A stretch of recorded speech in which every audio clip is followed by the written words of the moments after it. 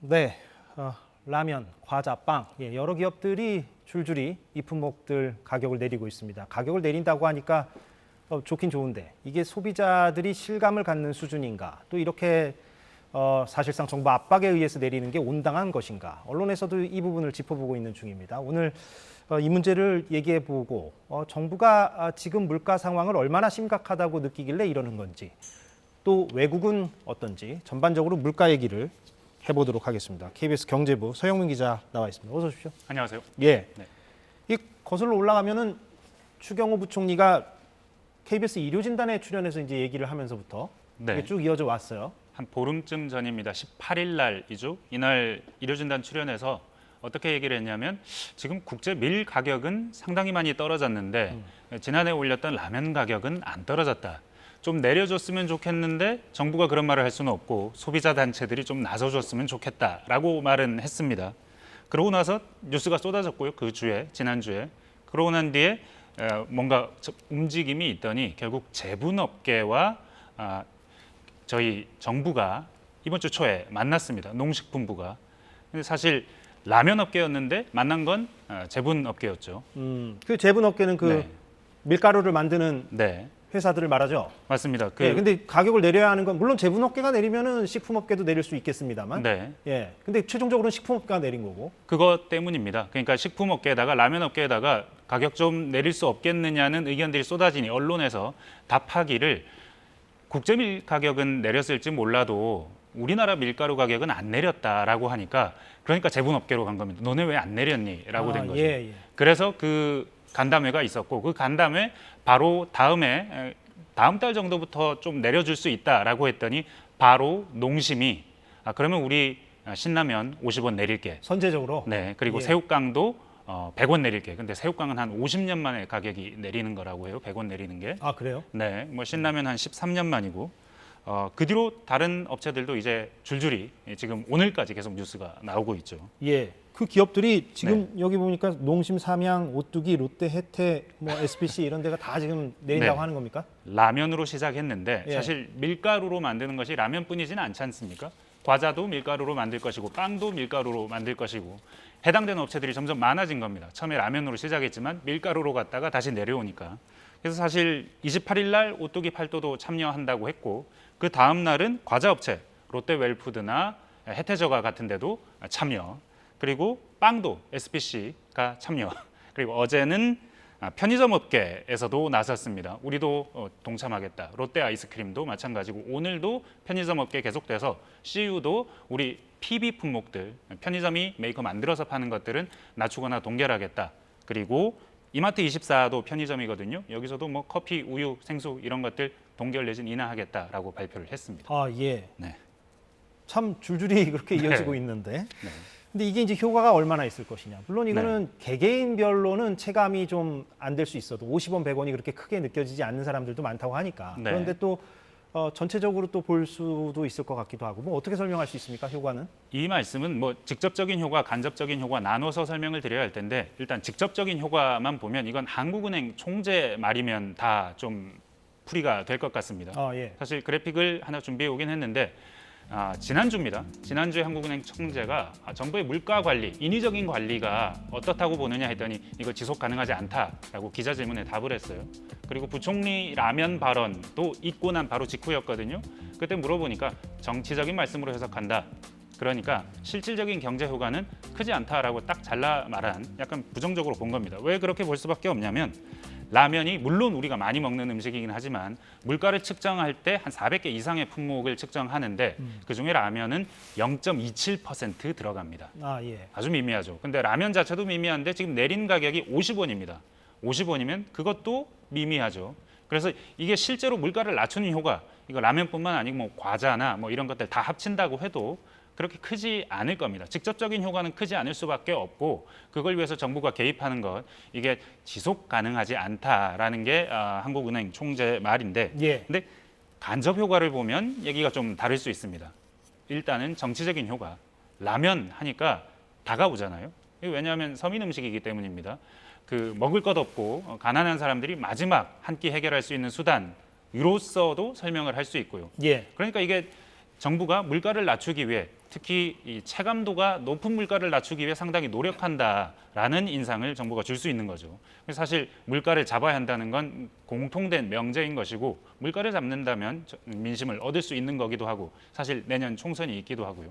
일단 이런 정치적인 효과가 하나 있고 다른 하나는 기업 심리에 미치는 효과입니다.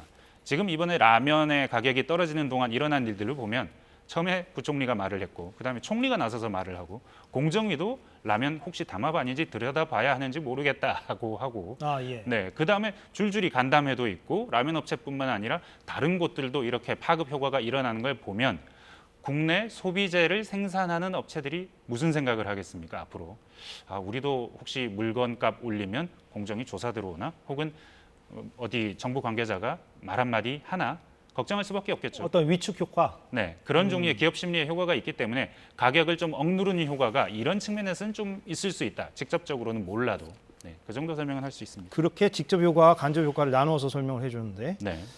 근데 이렇게 정부가 나서는 거에 대한 어떤 찬반 의견은 있고요. 그건 뭐 잠시 뒤에 또 얘기를 하기로 하고. 네. 근데 이렇게 추경호 부총리를 비롯해서 정부 당국이 이렇게까지 하는 데에 어떤 배경이나 이유가 있을 거 아니겠어요? 아무래도 이제 물가 지수를 봐야 될 것 같은데. 네. 물가가 심각해서 그렇다는 것 혹은 앞으로 심각해질 수도 있어서 그렇다는 것 이런 측면에서 한 개 볼 수 있고 다른 하나는 하반기 경제 정책을 정부가 어떻게 꾸려가려고 생각하고 있느냐 측면입니다. 하반기에 정부는 아무래도 물가 관리보다는 경기 쪽으로 경제 전체 운용의 틀을 좀 옮기고 싶습니다. 그러니까 경기가 좀 더 살아나게 하고 싶어요. 살아나게 하고 싶다 보니까 지금 이렇게 물가에 관심을 가진다 이런 얘기도 가능합니다. 예. 하여튼 추이가 그래서 어떻습니까? 지금 아까 제작진이 네. 그래픽을 좀 준비한 것 같은데. 네, 그래픽 한번 보시죠. 근원 물가 그리고 소비자 물가라고 돼 있습니다.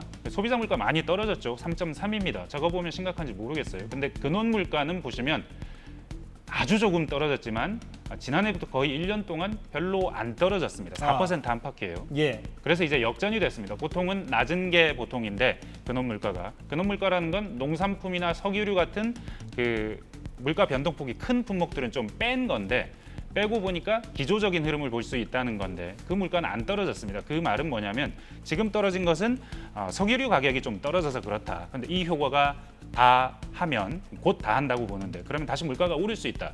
특히 올해 전체적으로 물가가 한 3%대 보고 있는데 사실은 지난달은 한 2%대 찍지 않았느냐. 더 낮아졌다. 전체 물가는. 그런 얘기가 나오지만 근원 물가는 안 낮아졌다. 그래서 이 근원 물가가 심각하다. 이런 차원에서 볼 수 있는데 사실 그렇긴 해도 지금 3%대고 4%대면 아주 높아 보이지는 않지 않습니까? 다른 나라에 비해서. 네. 사실 그 다른 나라 중에 영국이 지금 굉장히 심각한 상황에 들어섰다라고들 전 세계에서 보고 있습니다. 그래서 영국 지표도 좀 준비해 왔는데요. 영국이 지난달에 소비자 물가가 좀 떨어졌어요. 그래도 8%대죠. 근데 중요한 건 근원 물가입니다. 근원 물가가 우리는 일정 수준에 도달한 뒤에 좀 안 떨어진다라고 했는데 지금 영국은 되려 올라 버렸습니다. 지난달에는 특히 0.3%포인트 정도 올라서 지금 영국은 영국병이 다시 도졌다. 한 4, 50년 만에. 그리고 스태그플레이션이 올지도 모르겠다. 정말 큰 걱정이다. 지금 스태그플레이션은 네. 물가는 오르는데 경기는 침체되는 걸 말하죠. 맞습니다. 예. 지금 물가가 너무 높아져서 그렇게 될 가능성도 있겠다라는 얘기가 나올 정도로 지금 심각하다 그러고 있습니다. 예. 근데 영국 얘기를 이제 가져온 이유가 있을 거 아닙니까, 서 기자? 네. 사실은 전 세계적인 흐름이 어떤가, 물가 흐름이라는 게 어떤가, 지금 우리 굉장히 떨어졌는데 이거 안심할 상황인가 하는 걸 좀 영국 사례로 보겠다는 겁니다. 넓게는 유럽 사례인 거죠.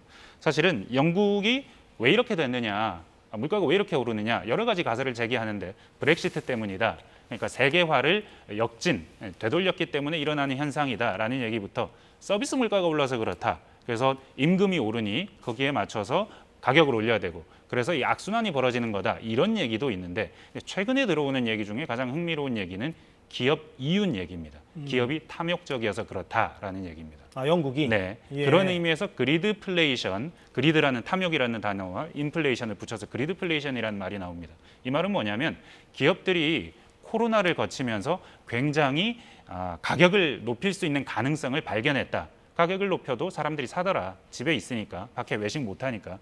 그러다 보니까 소비자들이 잘 팔리더라. 그러니 가격을 계속 높일 수 있는 업체들은 높이더라.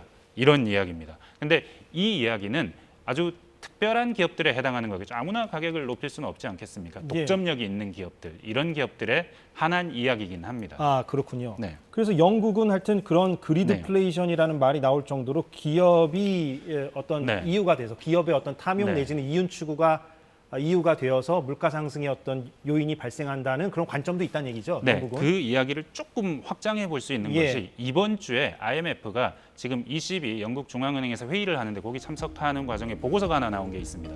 그 보고서에서 나온 그래프를 하나 보여드리고 싶은데 그 제목은 저렇게 잡아봤습니다. 모든 유럽 지역 인플레 절반은 기업 이윤이다.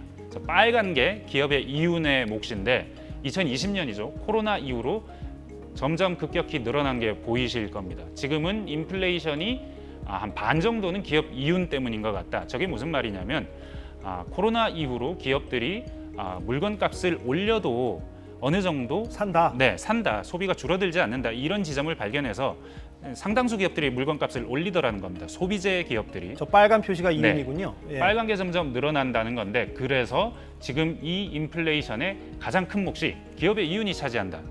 그러니 이 기업 이윤 때문에 인플레이션이 있다면 앞으로 이 인플레이션을 낮추려면 기업이 좀 더 적게 가져가야 되는 거 아니냐 이런 얘기를 하고 있는 겁니다. IMF가 유럽을 분석했더니 저런 결과가 나왔다는 얘기고 그런데 다시 한국으로 돌아와서 얘기를 해보면 그러면 서 기자가 얘기한 저런 관점에 입각해서 생각을 해보면 지금 우리 라면 기업이라든가 빵 기업이라든가 이런 식품업계도 마찬가지 관점에서 볼 수 있는 겁니까? 일단 그런 관점에서 볼 수 있는 여지가 있지 않느냐 하는 것이 제 생각입니다. 왜냐하면 라면 업체는 사실상 세 개 업체가 큰 업체 오뚜기, 삼양식품 그리고 농심 이 세 개 업체가 과점하고 있는 시장이라고 볼 수 있고 뭐 빵도 뭐 SPC 뭐 마찬가지죠. 굉장히 큰 회사고. 근데 이런 기업들이 새롭게 가격을 높일 수 있는 가능성을 발견했다. 이걸 어디서 볼 수 있느냐? 사실은 이 특정 기업의 영업 성적이기 때문에 좀 부담스럽긴 하지만 농심 영업 성적을 한번 가져와 봤거든요. 요거 한번 보시면 2020년에 농심이 일대 전환기를 맞습니다.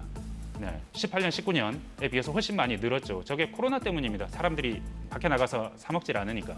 그러고 나서 21년, 22년에 그만 했는데 올해 보시면 대략 한 2천억 벌 걸로 예상됩니다. 그리고 1분기에만 이미 600억 벌었어요. 그러니까 1분기 600억이니까 곱하면 2,400억입니다. 영업이익이. 이렇게 늘어난 게 뭐냐? 다 앞에 말씀드린 그런 종류의 기업이 이윤을 많이 가져갈 수 있는 어떤 조건이 펼쳐진 것 아니냐라고 얘기했습니다. 그럼 마지막으로 시간이 다 돼서 그러면 서영민 기자가 가져온 그런 관점에서 본다면 지금 최근에 그 추경호 부총리나 정부의 이른바 압박이 정당화될 수 있는 측면도 있어 보이는 것 같기도 하고 그러나 또 한편으로는 이런 지적들도 하잖아요. 이게 뭐 궁극적인 대안은 아니고 아까 한국은행 총재 말처럼 또 보수 정부가 이렇게 기업을 압박하는 것이 그 보수 정부 철학에 맞는 것이냐 이런 지적도 나오고 지금 종합적인 얘기를 제가 마지막으로 묻고 있는 건데 정말 심각한 거면 그럴 수 있는데 우리가 정말 영국처럼 심각하냐?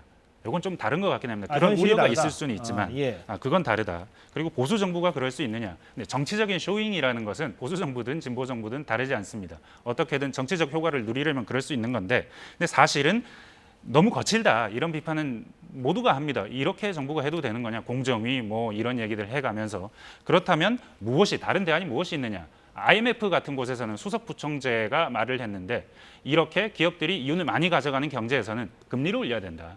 금리 올리는 것이 낫다.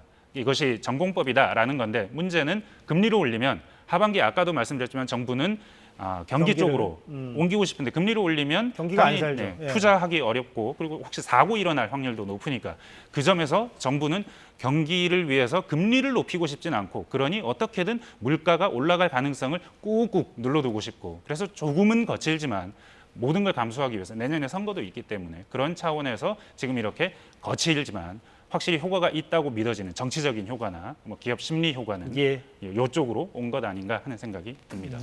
다양한 관점을 소개해줬다는 측면에서 저희가 오늘 코너를 좀 이해하면 될 것 같습니다. 알겠습니다. KBS 경제부의 서영민 기자였습니다. 수고했습니다. 네, 오늘 사사건건 여기까지 하겠습니다. 주말 잘 보내시고 다음 주 월요일 오후 4시에 다시 돌아오겠습니다. 고맙습니다.